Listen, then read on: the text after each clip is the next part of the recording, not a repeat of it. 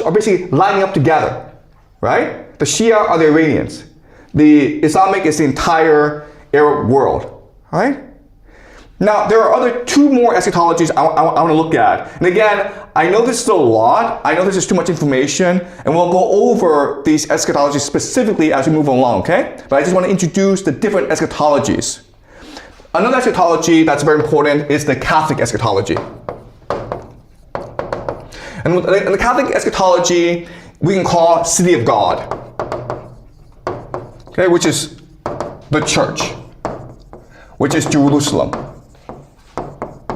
And St. Augustine talks about this, about how the Catholic Church, it is the millennium, it is the Messianic age, because we represent God and we bring peace and prosperity to the world. Now, what's important about the church is that it became the dominant power in the world because Rome fell, okay? So Roman Empire collapses.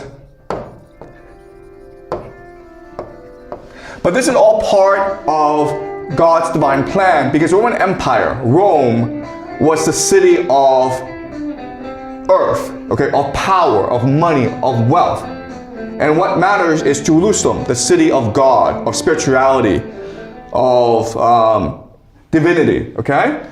Now, the city of God came to an end because of the rise of the Protestants and the Anglo-American Empire. So for the Catholic Church to achieve its eschatology and establish again the city of God, what they need to do is also see the Anglo-American Empire destroyed just like the Roman Empire. Okay? So that is the Catholic eschatology. The last eschatology I want to discuss is the Orthodox eschatology. And what's the Orthodox eschatology? The Russians. Okay? And this is called the Third Rome prophecy.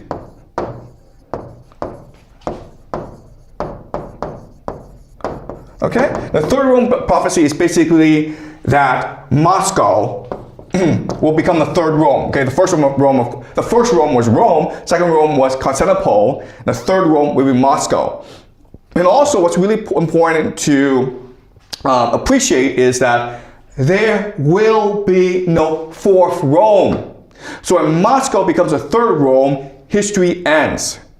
Okay, and peace and prosperity will come to the world. Okay, so what does this mean? It means that Russia will unite the Orthodox world. Okay, so right now the Orthodox world is split into Eastern Orthodoxy and Greek Orthodoxy. Okay, and something that is very important that this prophecy says is that the Russians will defeat Turkey in a war and then have the Greeks return to Constantinople, which is modern day Istanbul. Okay, that's what the prophecy says. And so you look at all these different eschatologies, okay? And again, guys, this is the majority of the world, right? If you actually look at the convergence points, you come to some startling conclusions, okay? So let's look at the convergence. All right, where do they converge? Okay, well, first of all, okay, where they converge is that the greater Israel project will be achieved, okay? Pax Judaica will be achieved.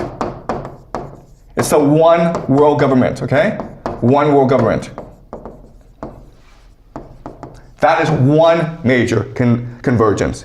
If that's true, then another convergence is the Al-Aqsa Mosque will give way to the third temple. All these eschatologies either say this or are indifferent to saying this, okay? They're not opposed to this, all right? So that's why I predict the Al-Aqsa Mosque will be destroyed because they need to build a third temple.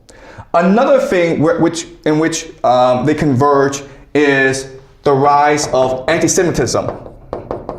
Why? Because that will force the diaspora, the Jewish diaspora, to return to Israel. And this is very important for this eschatology, okay? All right. Another important convergence point is the war of Gog and Magog.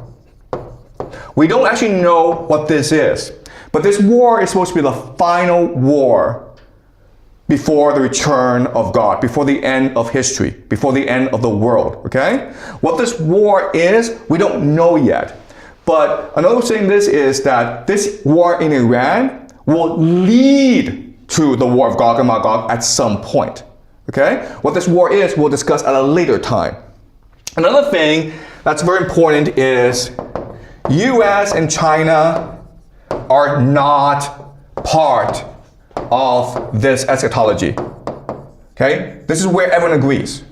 For whatever reason, the United States is not going to partake in future events. Neither will China. Which means that something will happen to these two countries that will make them not significant anymore. Okay? And the best prediction for the United States then is civil